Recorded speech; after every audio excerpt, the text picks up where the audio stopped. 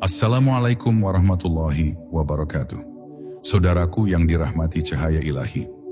Pernahkah engkau merasa bahwa ada sesuatu dalam dirimu yang lebih dalam dari pikiran, lebih sunyi dari suara, dan lebih tajam dari penglihatan?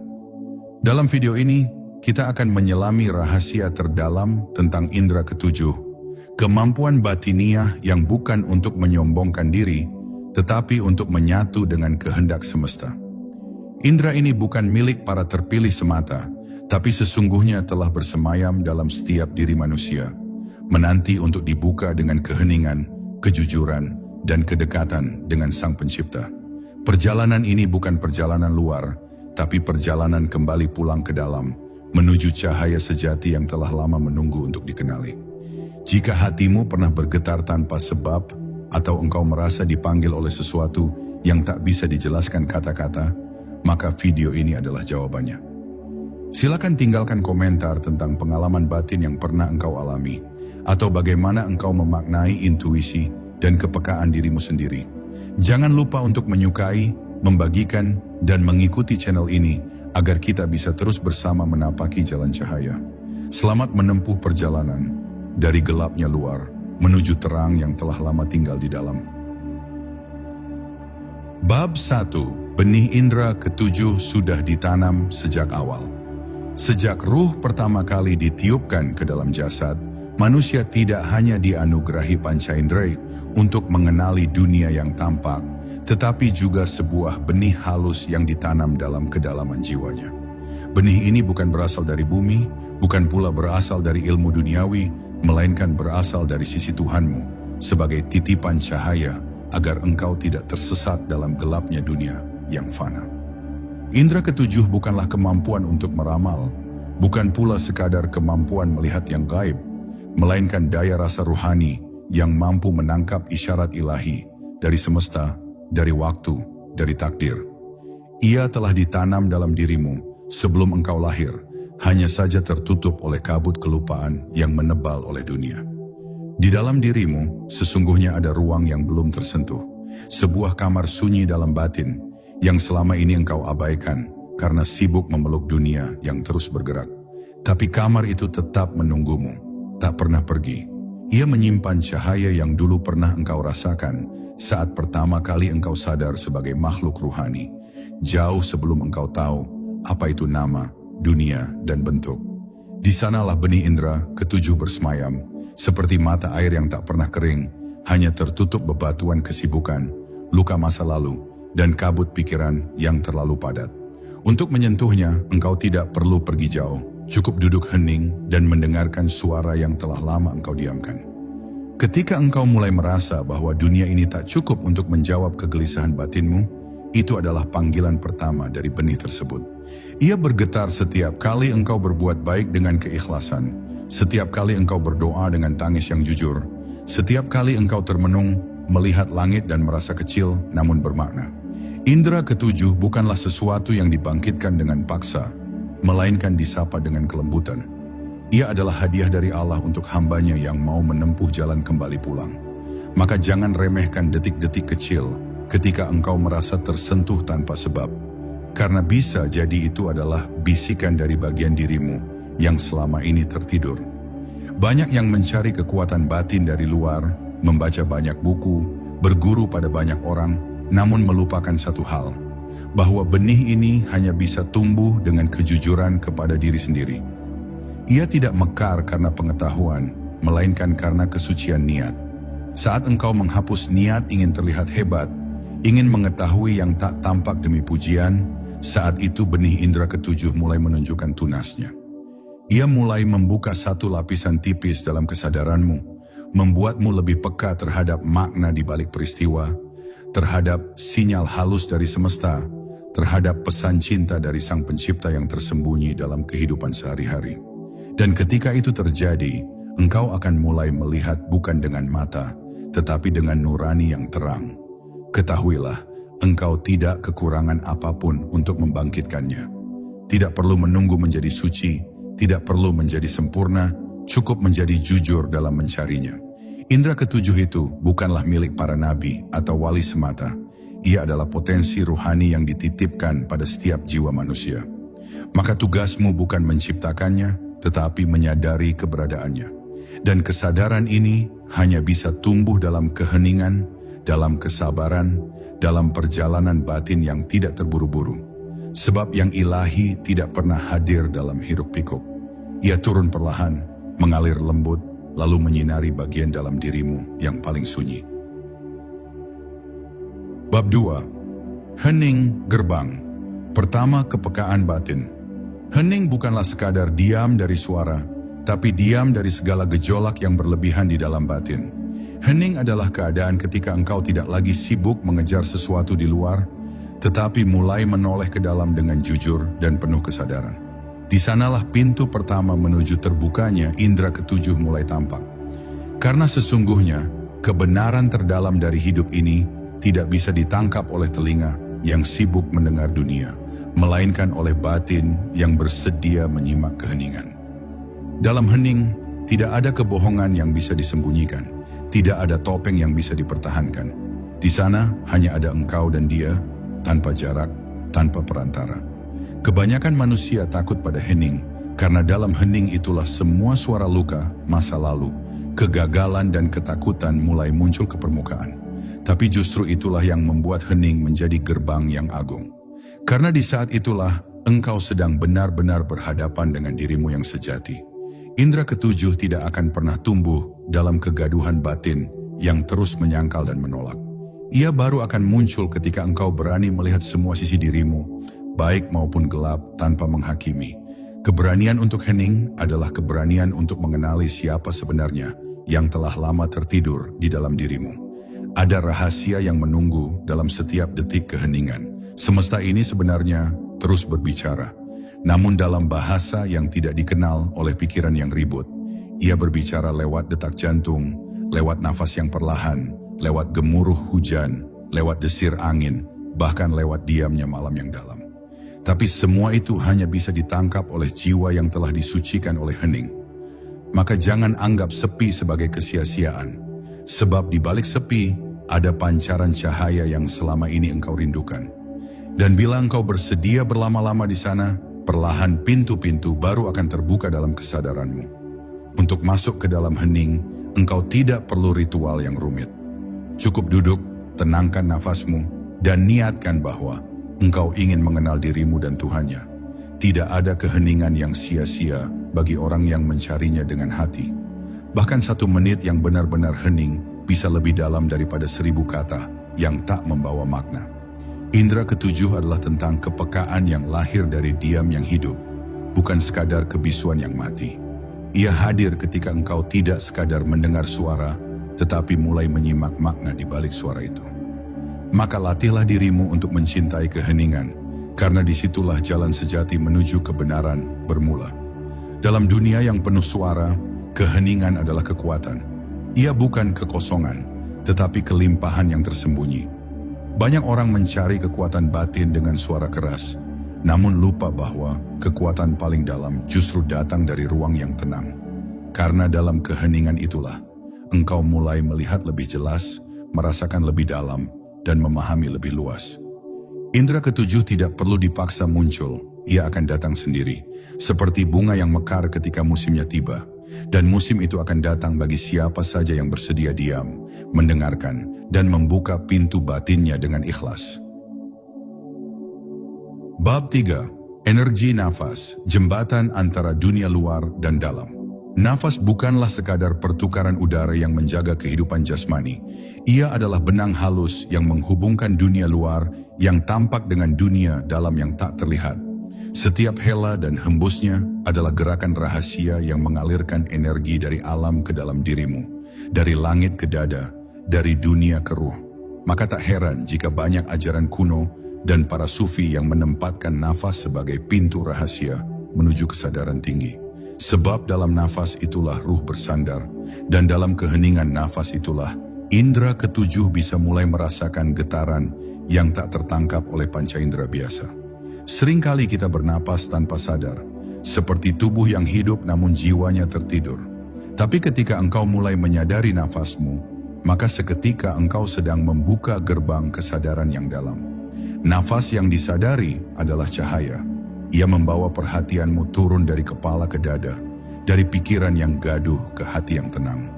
Dan semakin engkau menyelami nafas, semakin engkau menjauh dari keributan dunia luar.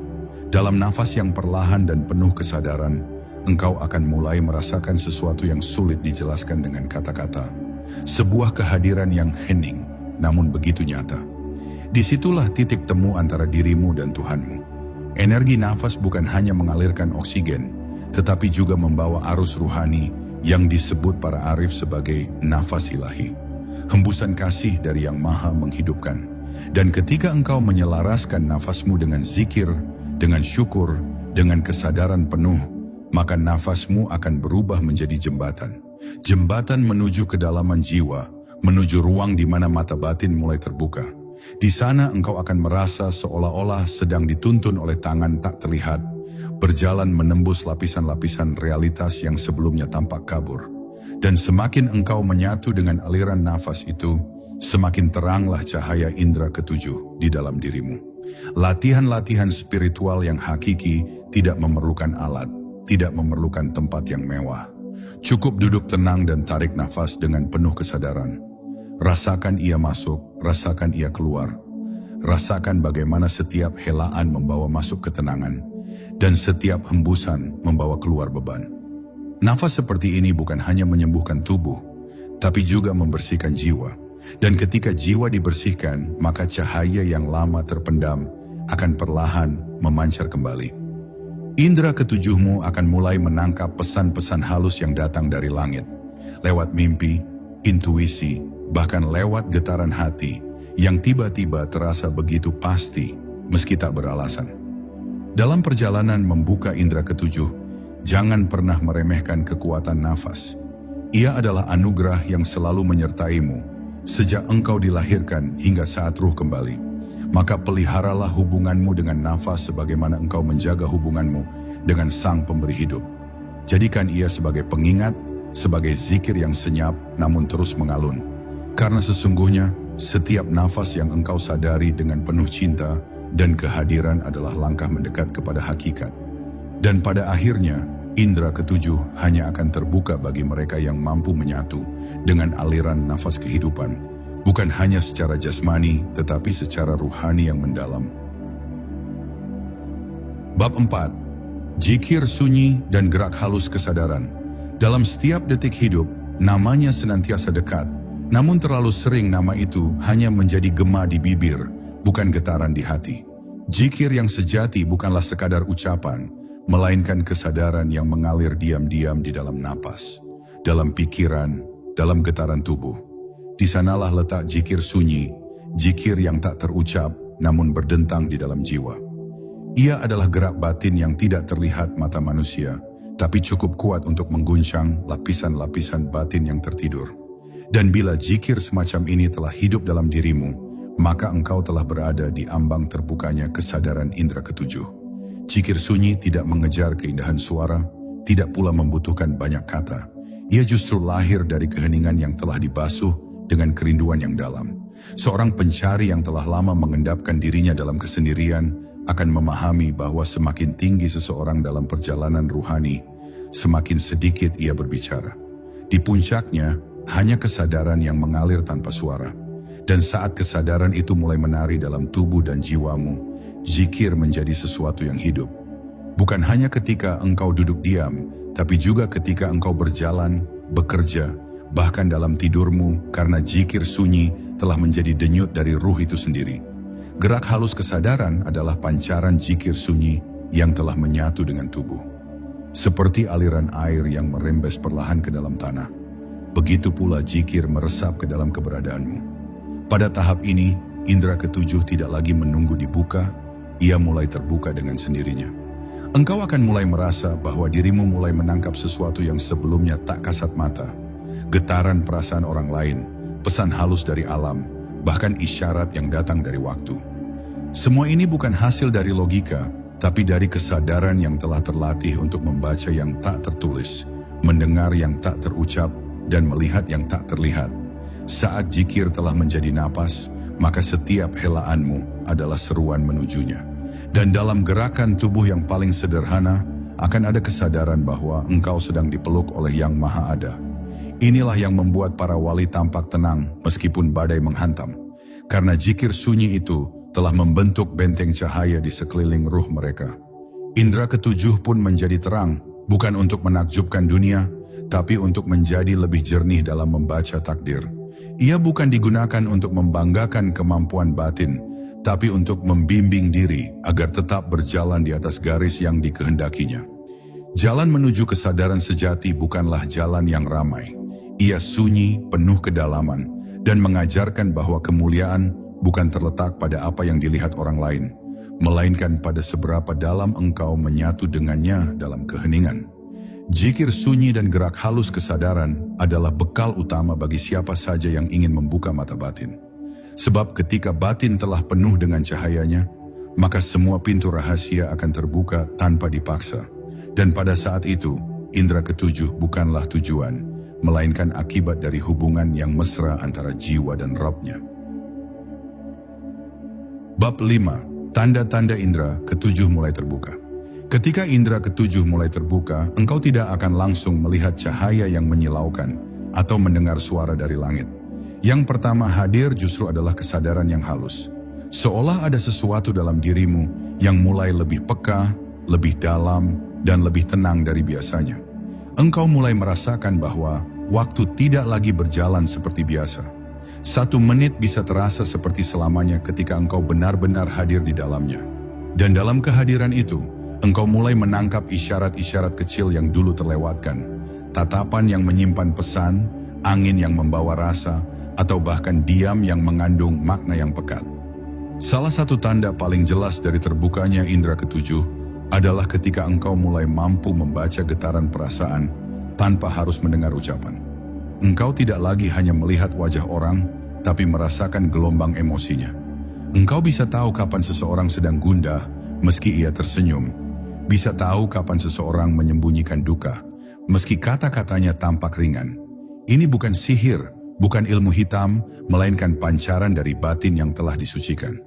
Indra ketujuh bukan alat untuk menghakimi orang lain, tapi jendela untuk menyelami keutuhan makhluk Tuhan dengan empati yang dalam dan kasih sayang yang menyelimuti. Tanda lainnya adalah meningkatnya sensitivitas terhadap alam. Engkau mulai merasa bahwa alam bukan benda mati, tapi makhluk yang hidup dan memiliki ruh. Pohon, batu, air, angin, semuanya berbicara dalam bahasa yang halus, hanya bisa ditangkap oleh jiwa yang tidak keras. Indra ketujuh membuatmu merasa satu dengan semesta. Ketika burung berkicau di pagi hari, engkau tahu bahwa itu bukan sekadar nyanyian, tapi panggilan agar engkau sadar akan nikmat hari baru. Ketika hujan turun, engkau tidak sekadar melihat air dari langit, tapi rahmat yang sedang membersihkan bumi dan batinmu sekaligus. Semua menjadi tanda, semua menjadi pesan. Ada pula tanda yang datang dalam bentuk intuisi yang tajam. Engkau mulai bisa merasa arah tanpa kompas, merasakan bahaya sebelum ia datang, merasa perlu berdoa meski tidak tahu alasannya. Semua ini adalah bagian dari mekanisme ruhani yang sedang bangkit. Tapi sekali lagi, ini bukan kelebihan yang perlu dibanggakan, sebab semakin terbuka indra ketujuh, semakin engkau menyadari bahwa dirimu bukan siapa-siapa. Justru di sanalah letak kemuliaannya.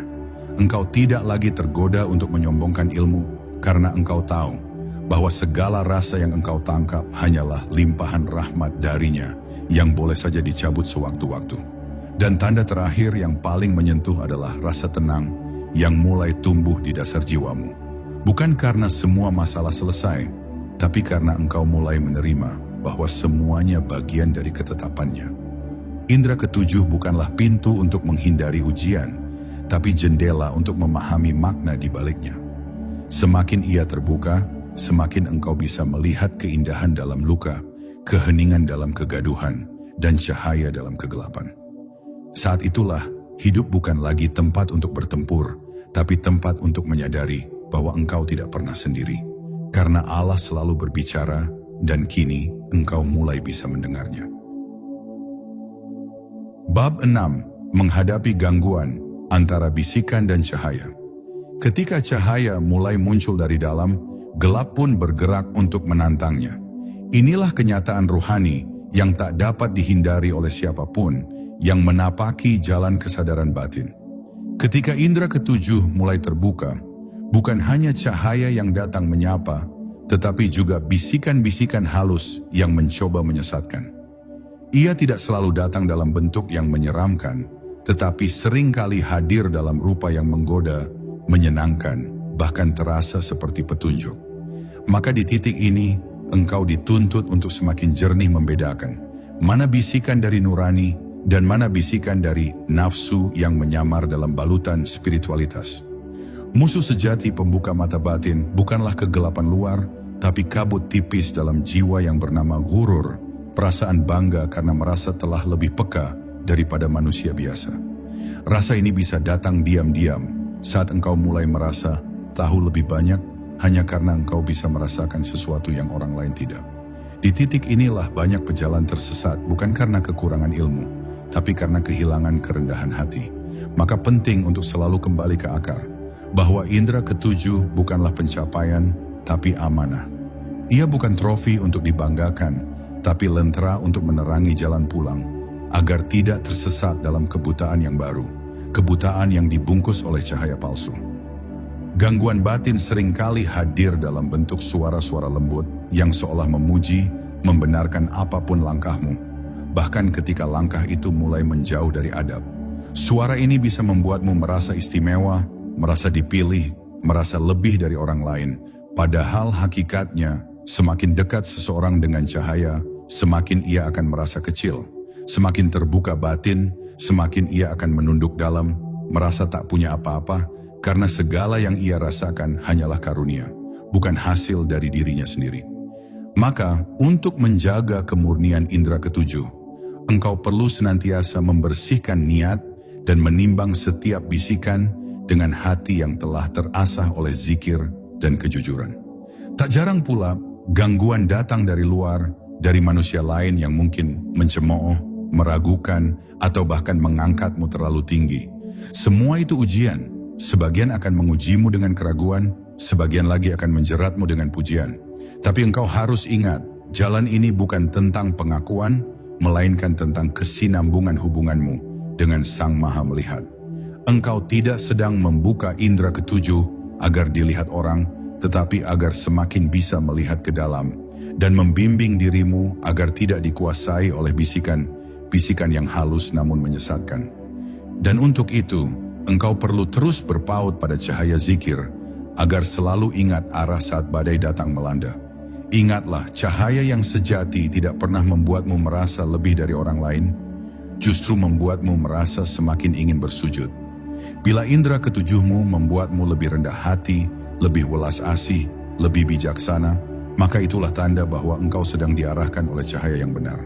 Tapi bila yang tumbuh dalam dirimu adalah rasa ingin dikagumi, ingin dikenal sebagai seseorang yang istimewa, maka berhati-hatilah, karena bisa jadi engkau sedang dipermainkan oleh bayangan-bayangan halus yang menyamar sebagai cahaya. Disinilah ujian sejati dimulai, bukan saat engkau belum melihat apa-apa, tapi justru saat engkau mulai melihat terlalu banyak. Bab 7, Pola Makan, Tidur, dan Energi Spiritual. Tubuh adalah kendaraan ruhani, dan apa yang engkau masukkan ke dalamnya akan menentukan kejernihan atau kekacauan batinmu.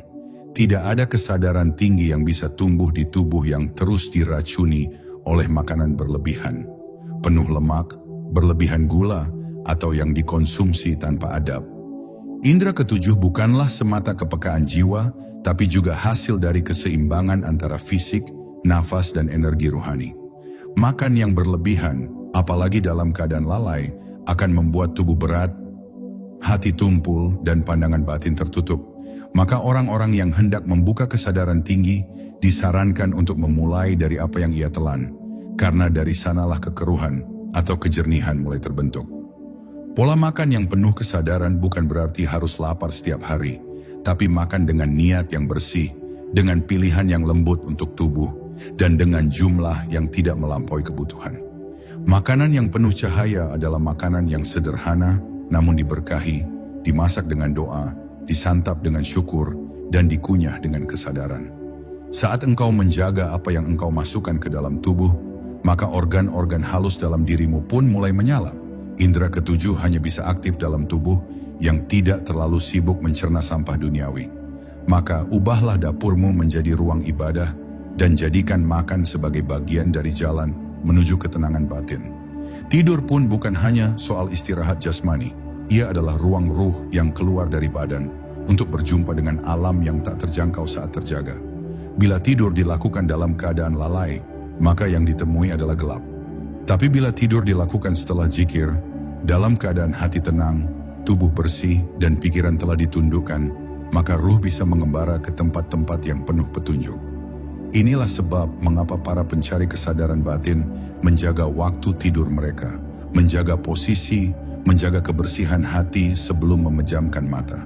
Karena dalam tidur yang bersih, indera ketujuh bisa dilatih lewat mimpi-mimpi yang membawa isyarat, bukan sekadar gambaran bawah sadar. Energi spiritual bukan hanya hasil dari doa, tapi juga dari keseimbangan hidup sehari-hari. Engkau tidak bisa menyalakan cahaya dalam dirimu jika siangmu dipenuhi kebisingan dunia dan malammu dihabiskan untuk pelarian tanpa makna. Maka pola hidup perlu disusun ulang.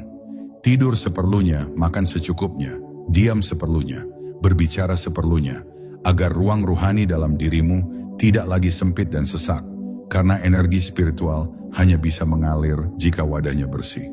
Engkau tidak perlu menjadi malaikat, tapi cukup menjadi manusia yang memperlakukan tubuhnya sebagai titipan dan memperlakukan waktunya sebagai saksi. Banyak orang mencari pembuka indera batin lewat cara-cara ekstrem, padahal kuncinya sering tersembunyi dalam hal paling sederhana: makan yang tenang, tidur yang cukup, dan hidup yang teratur. Karena dari situlah ruh tidak lagi terpenjara oleh tubuh yang berat. Ia bisa bergerak, mengalir, dan menyentuh bagian terdalam dari ciptaan. Maka jagalah tubuhmu seperti engkau menjaga masjid, tempat sujud batinmu kepada Tuhan. Bila tubuhmu ringan, batinmu akan jernih.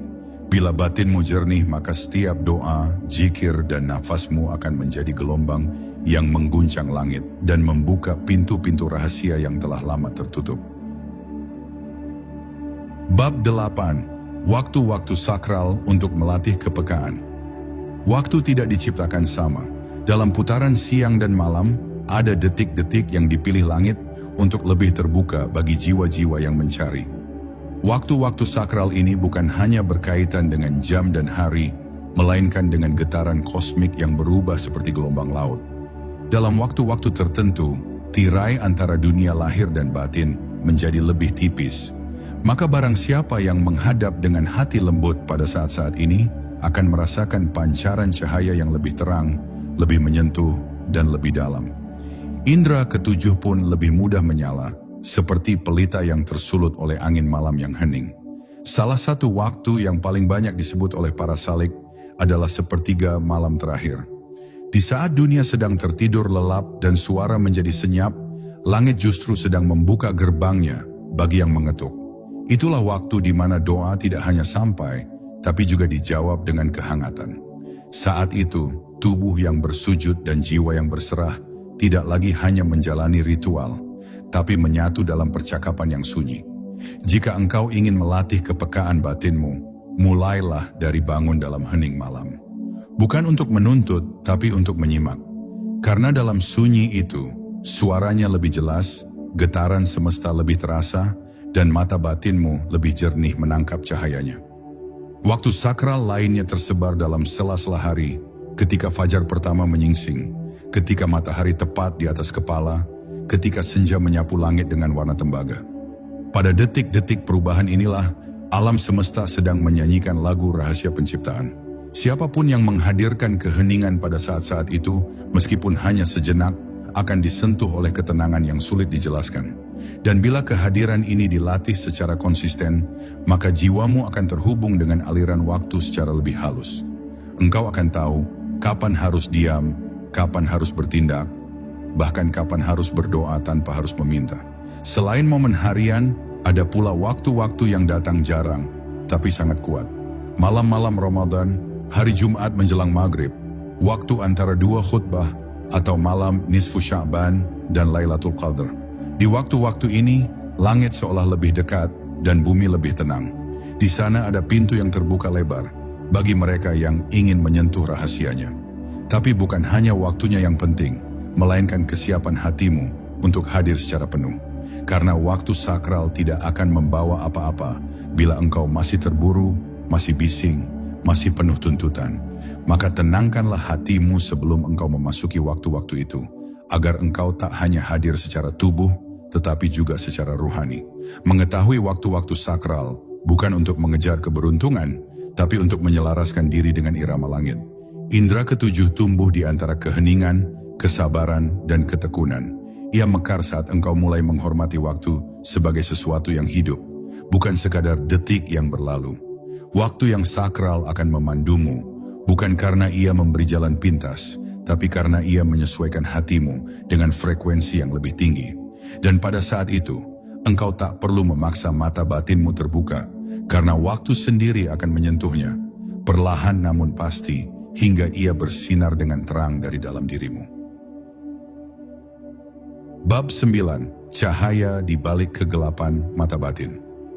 Banyak orang berpikir bahwa membuka indera ketujuh adalah seperti menyalakan sebuah lampu, instan dan terang benderang.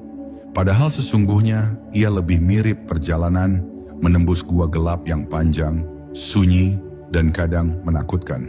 Sebab sebelum engkau melihat cahaya, engkau akan diuji dengan bayang-bayang ketidaktahuan, keraguan, bahkan ketakutan yang berasal dari dalam dirimu sendiri.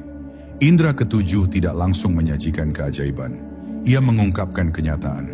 Dan kenyataan, bila belum dibersihkan, kadang menyakitkan. Maka bersiaplah bahwa sebelum engkau melihat yang halus, engkau harus berani memeluk yang gelap. Banyak pelatih batin dan mursyid sejati mengingatkan bahwa kegelapan awal yang muncul bukan datang dari luar, tapi dari dalam diri sendiri. Itulah ego yang terluka, trauma masa lalu, niat yang belum jernih, dan pikiran-pikiran yang belum dibereskan. Ketika mata batin mulai membuka, semua itu akan muncul ke permukaan. Seperti cahaya yang menyinari ruangan berdebu, bukan karena cahaya itu kotor, tapi karena ia memperlihatkan apa yang selama ini tersembunyi. Maka jangan takut ketika engkau mulai merasakan gelisah atau bahkan gangguan dalam batinmu. Itu bukan kegagalan. Itu adalah tahap pembersihan, proses menyingkap tirai. Dalam fase ini banyak yang mundur. Mereka merasa gagal karena tidak menemukan kedamaian seperti yang dijanjikan dalam banyak cerita. Padahal kedamaian sejati lahir justru setelah badai usai. Indra ketujuh tidak tumbuh dalam kenyamanan yang dibuat-buat, melainkan dalam keberanian untuk menyelami kedalaman batin yang belum pernah dijamah sebelumnya. Setiap rasa takut yang dihadapi dengan jujur akan menjadi jembatan menuju pencerahan. Dan setiap luka yang disembuhkan dengan ikhlas akan berubah menjadi cahaya yang menuntun jalan. Maka jangan buru-buru ingin melihat malaikat, mimpi yang indah, atau tanda-tanda ajaib. Latihlah dulu keikhlasan melihat dirimu sendiri, tanpa topeng, tanpa kepura-puraan. Disitulah latihan sejati dimulai. Indra ketujuh bukan tentang kehebatan spiritual, melainkan tentang ketulusan memahami kenyataan. Dan kenyataan tidak selalu manis. Tapi begitu engkau mampu menerima yang pahit dengan tenang, engkau akan menemukan sesuatu yang lebih dalam dari sekadar penglihatan, yaitu kebijaksanaan. Itulah cahaya yang sesungguhnya, yang tidak menyilaukan, tapi menghangatkan jiwamu dari dalam. Ketika akhirnya cahaya itu muncul, engkau tidak akan merasa hebat, tapi justru merasa kecil, tunduk, dan terharu. Karena ternyata seluruh perjalanan itu bukan untuk melihat lebih banyak hal, melainkan untuk menyadari bahwa semua yang dibutuhkan selama ini telah diam di dalam dirimu.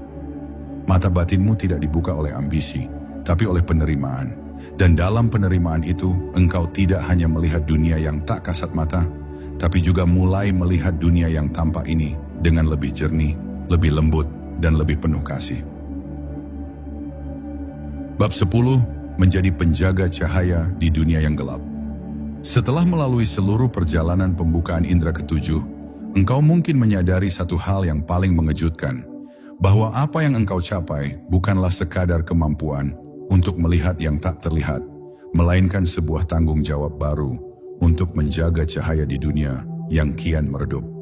Karena bukan sedikit yang memperoleh penglihatan batin, namun hanya segelintir yang menggunakannya dengan rendah hati.